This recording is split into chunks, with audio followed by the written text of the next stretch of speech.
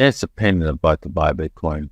That's why a lot of people just don't bother buying Bitcoin on exchanges. Good morning, good evening, good afternoon, wherever you are, whenever you are. Thank you for watching my videos. My name is DaVinci Jeremy. I'm 5x5 in Dubai, here with Maurizio. Maurizio, how you doing? Hey, DaVinci, it's good to be here. Thank you so much. Hey, guys, happy to be here with your audience. I'm good, thank you. Are you 5x5? In Dubai. Indeed. Oh, man. Maurizio is actually living here in Dubai as well. He's actually on the Palm as well as I am. And yeah, we're just like neighbors, right? He's a stone throws away. But we're doing this through StreamYard, actually. I think if I open my window, I scream, DaVinci, you can hear me. Okay, we're not that close. But oh, damn. So, yes, we're going to be doing this show every week on the Saturdays, right? This is going to be like a show that you guys can learn from and grow in the crypto space and maybe even share it with your friends, because it's important for people to join in on this Bitcoin revolution. And by watching these shows, I really appreciate it. Even if you know all this stuff before, watch the show, learn from it, and share it with others, because it's very important that you share this information, because that's how we get the prices higher, right? You know, other people are watching, every other people are getting interested in Bitcoin and buying Bitcoin for their future wealth and preserve their future wealth. And so with that said, we're going to be talking about how to buy Bitcoin on exchanges and what some of the downfalls are. Have you purchased Bitcoin on an exchange, Maurizio? Yeah, I have, and it's a pain, right? It's not an easy process yet. In most countries, it is a difficult process. In some countries, like, for example, in the United States, it can be difficult and it can be easy, right? It depends on, like, for example, which exchange you went through. So if you go to Coinbase makes it the most easiest process for an American. So if you're an American watching this show, you can go through Coinbase. However, there's also a difficult part there.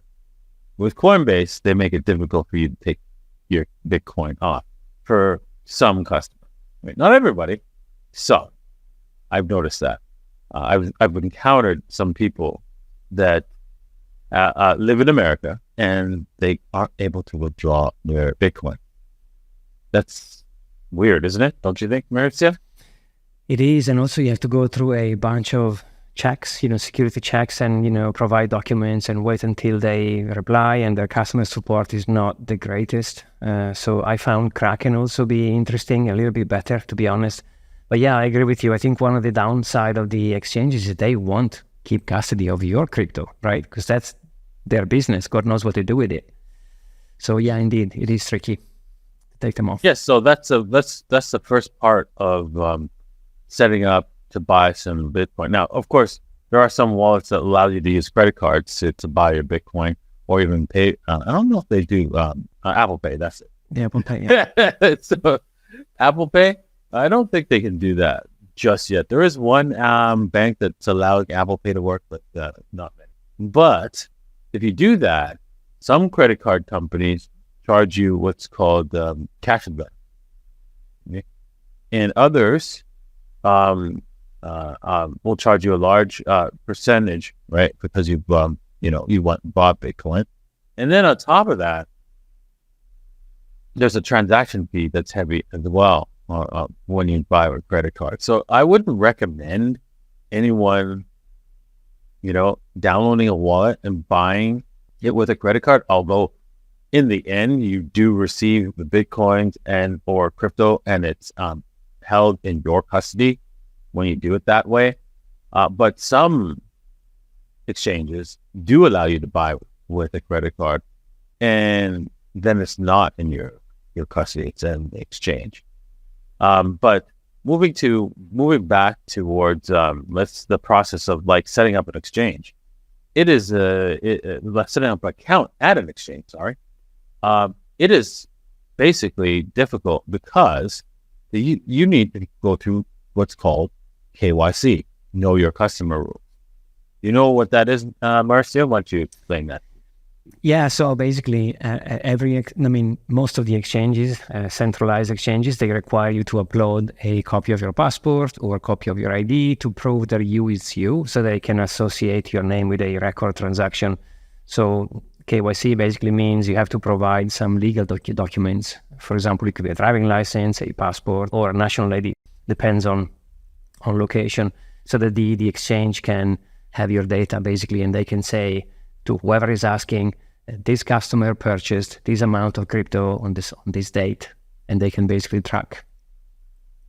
Yeah, that is mostly done because governments want to be able to take your crypto in the future and not take it. Why would they want to steal anyway? Yeah. What? They could just print some money, give it to you. Thank you very much. Not steal it. Yeah. Right? Indeed. So you could either look at that statement, right, that I just said, two ways. One as, oh my God, they can just take my money and take my wealth and give me these pieces of paper or digital representations of nothing. Or say, yeah, I'm going to get all that money. Get all that money. And if you feel that the latter way, where you're getting actual money, you still don't understand what's going on. You need to take some time to understand why you need crypto in the first place, if you feel that way. So, all right, with that said, the next thing about exchanges is that when you try to do large deposits, anything probably over 10,000 or more, you might fall into the AML category. Do you know what AML stands for, Maurizio? Yeah, pain. Yes, maximum pain. Max pain. Exactly. Exactly. Oh, damn. So AML stands for anti-money laundering laws, right? So they want to know basically where you got the money from. Have you ever fallen into the anti-money and had to do AML, Maurizio? No, luckily for me, no. But it reminds me of, I don't know if you've ever seen it. There is a YouTuber called Uncle Roger, which is super funny, which is a guy who basically makes fun of people cooking Asian food. And I'm gonna send you a couple of clips. Super funny. And he goes, one of the catchphrase, he goes, emotional damage. Yes, exactly. AML is That's exactly how you would feel when you go through AML. Exactly. Emotional damage. Oh, so shout out to Uncle Roger. Exactly. So, if you go through AML, it is effectively like that. I've done it several times, and it's just it feels like you're getting a prostate exam, right? And the doctor's putting in 3 fingers, basically. Yeah, pretty much. When you said emotional damage, you covered it. Yeah, indeed.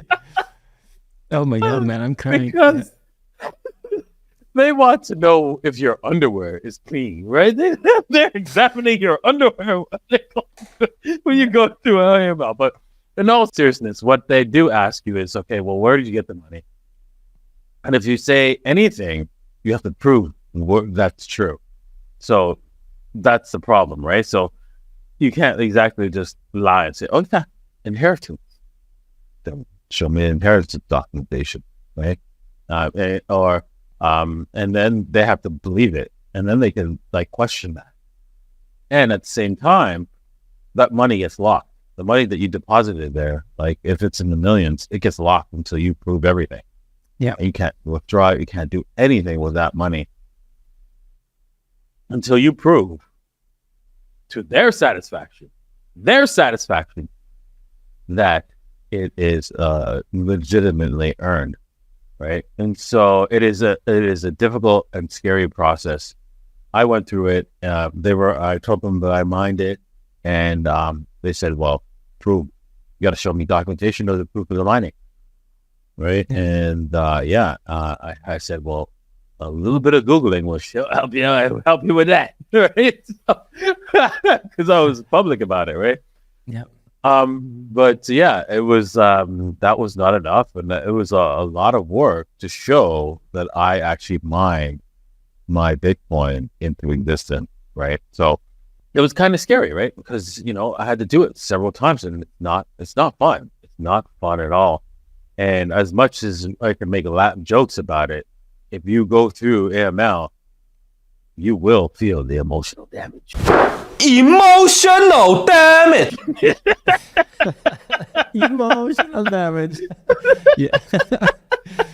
Yeah, and by the way, this is the reason why I packed and moved to Dubai, because I got an email a couple of years back where Coinbase said that they are now providing to the HMRC, which is the UK tax authority, all the transactions made on Coinbase, and the UK people wanted to tax every single transaction. So let's say you go and deposit on an exchange some Bitcoin, then with Bitcoin you buy Ethereum, with Ethereum you buy some Polygon you buy some Solana, and you exchange coins. For each transaction they wanted to tax it. I mean, I was like, that's it, I'm packing, bye. And I decided to move to Dubai because there is no way that anyone can track all the amount of transaction, and B, the fact that Coinbase is sending to the HMRC all my stuff, that doesn't sound right to me. Not because I have anything to hide, but it's because like it's my stuff. So that says a lot about the system. And like you said, the threshold is probably keep lowering to a point where you have to demonstrate at some point anything for like I don't know, like $100, or $1,000. And now it's probably in the 10,000, I think, 9,000 and something. The threshold, I'm not sure, but it's gonna go lower and lower so that they can reach more transactions, I guess. Exactly. So this is why, it can be a little bit of a pain in the butt if you have large sums of money. KYC is not so bad, but AML is the worst.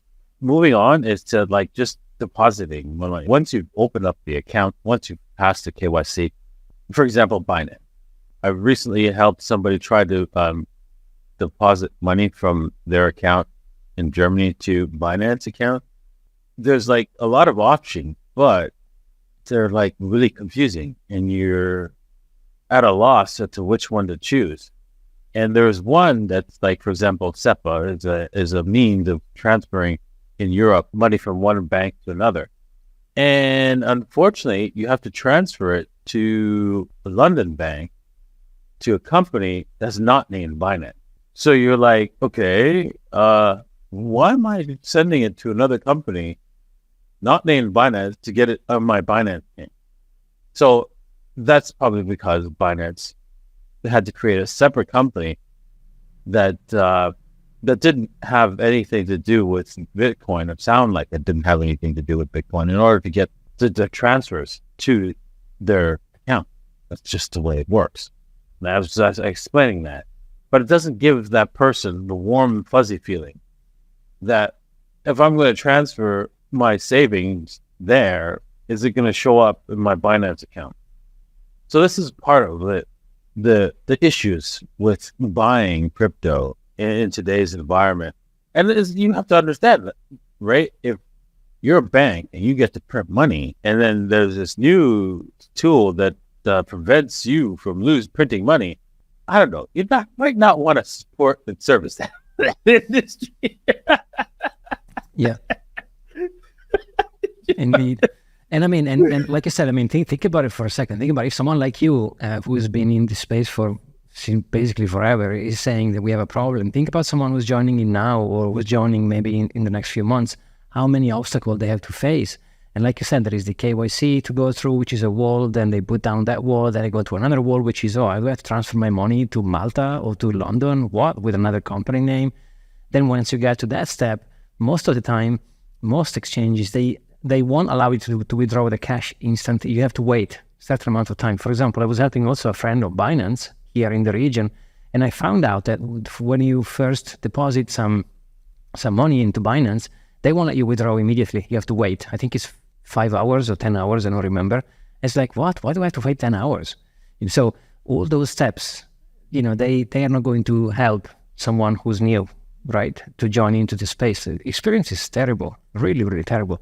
Also, Binance has this kind of peer-to-peer thing where you can buy crypto from other people near you, which is some sort of like an Airbnb of crypto. I mean, people said it's cool, but I'm like, nah, I don't want to buy from random people. I mean, I know they're probably in between, so there's a process, but it sounds really fishy. So if you are in the UAE, actually, my favorite exchange is called BitOasis. It's really nice and easy. But then you have another problem, which is your bank is going to block your card because, of course, you want to buy crypto with a bank transfer or with a credit card input. Your bank is going to block it because they think someone stole your card or they think it's fishy. So you have to call the bank, say, can you please leave me alone? It's me. I'm buying crypto on BitOasis. So you have to go through this painful, which is another step. Right? Imagine if you're someone who goes through the KYC, who goes through all the steps, sends money overseas to a company in Malta, blah, blah, blah, and then wait, and the bank blocks the card. It's like, oh my God, it's really, really difficult, to be honest. Yes, I see it. And I agree. It's just that this might frustrate somebody who's watching it. Oh man, why should I waste my time with all that stuff? And that's a question, right? That's fair. And I will tell you, it's worthwhile going through these hoops, going through these problems to own some crypto because it's going to be the money of the future. It's going to increase your wealth significantly. So anything that's going to increase your wealth significantly is going to require work and effort. Well, let me repeat that so you could understand the concept. Anything that's going to increase your wealth significantly requires work and effort. So if you take the time to work hard and go through this process to buy some crypto, you will be rewarded in the long term. That's why we're here to tell you about this. That's why this video exists. So make sure you take advantage of it and do not get frustrated by all the craziness that the banks have put in the walls, crazy walls that the banks have put in place to protect their interests, right? And prevent you from improving your interests. Yeah, really well said. And that's why it's called an opportunity, right? Because you have to go before everybody else does it. Because at some point, it will be available to everybody with one click. But then think about how much Bitcoin would be worth because everyone is buying it. So definition of opportunity means coming in before, which means you have to go through some maybe annoying steps to get a better price. Because at some point, when all those major players like Apple and Androids and all those systems are going to allow you to tap into an easy tap buy, well, then everyone will have it, which means the price is gonna be very different. So I agree with you. The difference of opportunity means getting in there prior to everybody else, which means you have to exchange some time, investing some effort to have a better price. Exactly. And that's all it is, right? And thank you for watching, right? We're going to be doing this again next week, Saturday. So make sure you tune in because we're going to be talking about managing your wallets. I think that's the next step is how to, withdraw the crypto to your wallet and managing your wallet and making sure that you don't lose that hard-earned money which is real money, which is crypto. Sounds good. Thank you, Da Vinci, for having me. Thank you guys for watching. Yeah, thanks. Thank you, everyone. And we'll see you guys next week. Cheers. Cheers.